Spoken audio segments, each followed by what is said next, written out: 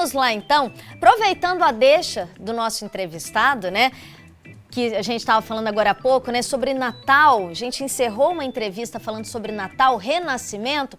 Nosso assunto é justamente esse, tá bom? Já aproveitou a deixa aqui para a gente dar sequência. Simbologia, né, do Natal. Então vamos lá, olha só. A história do Natal, ela tem raízes aí na antiguidade, onde surgiram os primeiros símbolos de Natal. Entre os antigos, né, europeus, o solstício de inverno, né, a noite mais longa do ano, marcava aí o início do retorno dos dias mais longos e era visto, né, como um momento de renovação, simbolizando o renascimento do Sol. Essa também é uma data comemorativa que simboliza o nascimento de Jesus Cristo e tem vários símbolos associados também. Mas tem muita gente, né, que se lembra da data apenas para compras e trocas de presente. Mas afinal, você sabe quais são esses símbolos do Natal, o que eles representam? Sabia que a simbologia do Natal tem raízes, né, em festas pagãs? Pois é. Para a gente conhecer um pouco mais sobre essa simbologia, nós convidamos então o Bruno Crispim, ele que é instrutor de filosofia, já esteve aqui com a gente, vai voltar para conversar com a gente, né? Está de volta aqui. Bruno, bem-vindo ao Fala Minas. Olá, Lúcia, para mim é um prazer estar aqui para poder falar um pouco dessa simbologia, desses símbolos do Natal. A gente viu, né, o entrevistado anterior, Matheus Diniz, publicitário, lá na França, deu essa deixa pra gente, né? Natal, né? Renascimento, né? Essa paz também, né? Muitas pessoas têm esquecido disso, né, Bruno? Exato, Lúcia. Algo que é importante a gente poder entender, né? Essa ideia do Natal como natalidade, como nascimento, né? Esse retorno de algo que nos faz, então, entender um pouco da vida, um pouco do sentimento das coisas, né?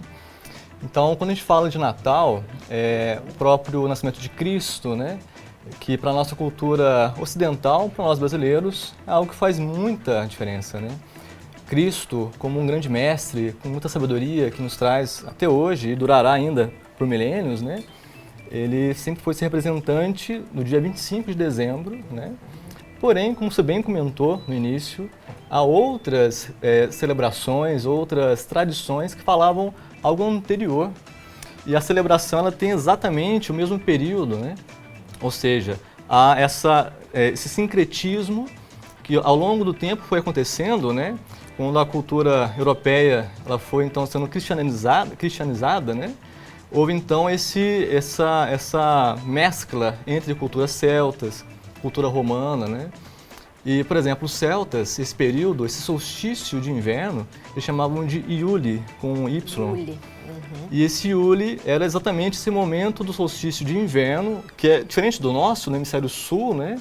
Para nós aqui a gente está num calor. Solstício de verão, né? Exato. Temos entrada agora, dia 21, início do verão. Perfeito. Mas, ao mesmo tempo, todas as culturas que nos influenciaram, né? Nos influenciam, elas são, na verdade, do hemisfério norte, né? E, nesse sentido, tanto esse Iule na cultura celta, mas também a gente pode falar do solstício de inverno dos romanos com o sol invicto. Isso traz uma ideia de um contato com a natureza, né? Uma forma de se regenerar através da própria natureza.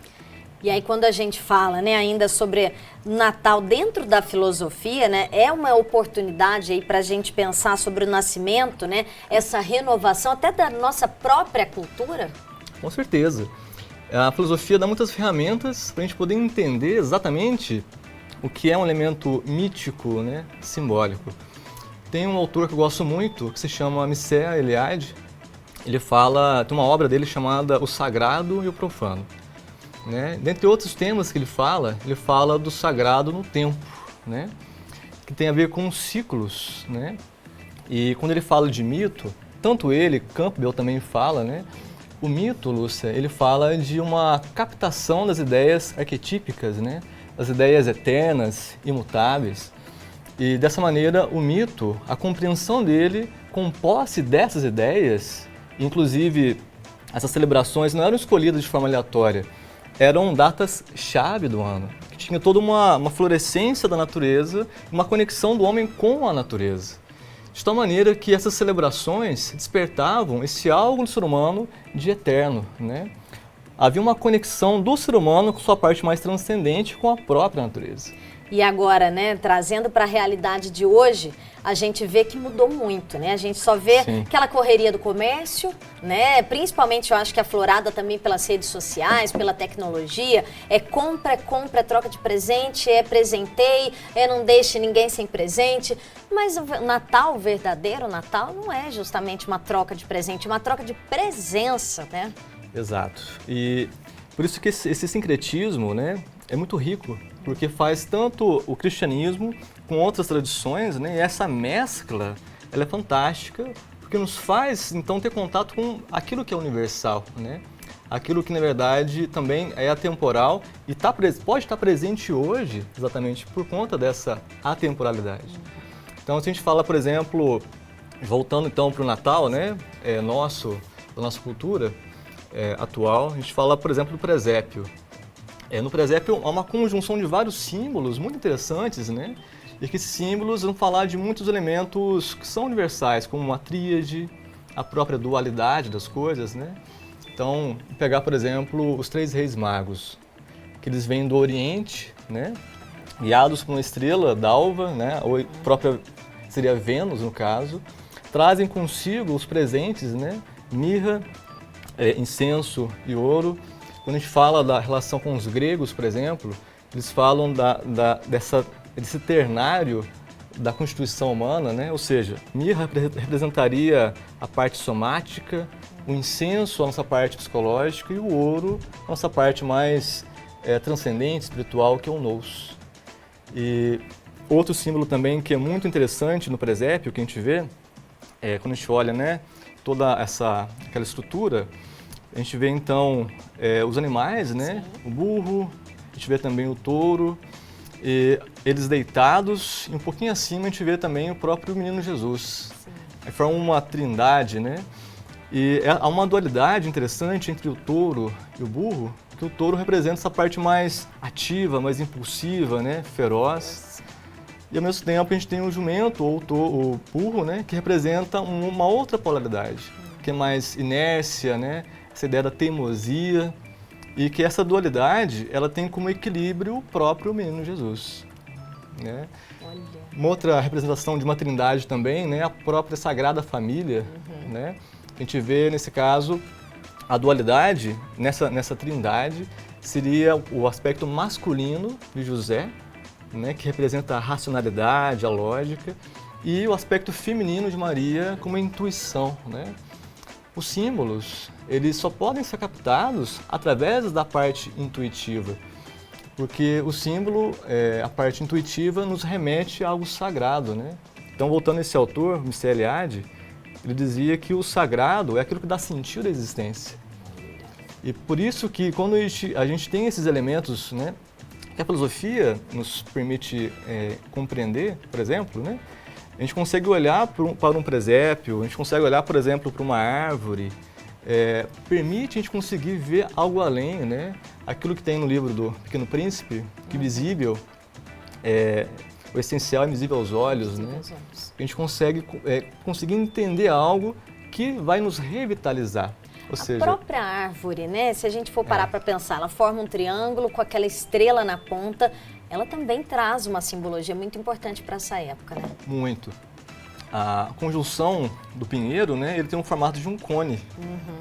E esse cone, ele tem um movimento que a gente pode falar que é espiralado, né? E se conecta no alto, na estrela. Essa estrela, ela também tem um símbolo muito interessante, né? Se a gente imaginar o homem vitruviano com seus 5 movimentos, né? Ou seja, os 4 membros e a cabeça, que representa essa estrela de 5 pontas, né? Que representa o ser humano como aquele que está além dos 4 elementos. O elemento, então, transcendental, né? E algo que a intuição, o sagrado, nos permite perceber essa unidade de todas as coisas. Por isso que o símbolo da Sagrada Família, né?